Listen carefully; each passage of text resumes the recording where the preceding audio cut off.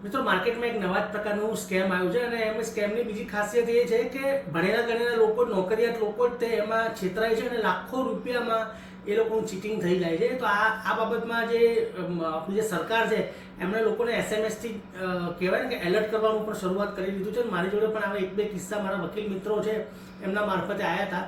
વાત જાણે એમ છે કે તમને બોમ્બે કે બીજા કોઈ શહેરમાંથી એવું કહે કે તમારું કુરિયર આવ્યું છે અને કુરિયરમાં ડ્રગ્સ પકડાયું છે એટલે તમારી સામે કેસ થવાનો છે અને જે ક્રાઇમ બ્રાન્ચ છે કે સાયબર ક્રાઇમ છે કે એવા જે કોઈ પણ મોટા જે પોલીસ એજન્સીઓ એ તમારી તપાસ કરવા માંગે છે અને પછી ફોન છે એ કોઈ વ્યક્તિને ટ્રાન્સફર કરવામાં આવે. વ્યક્તિ એમ કે હું ક્રાઇમ બ્રાન્ચમાંથી બોલું છું, હું પોલીસ ઓફિસર બોલું છું, તમારે ડ્રગ્સ પકડાયું છે અને તમારી સામે કેસ કરવામાં આવશે.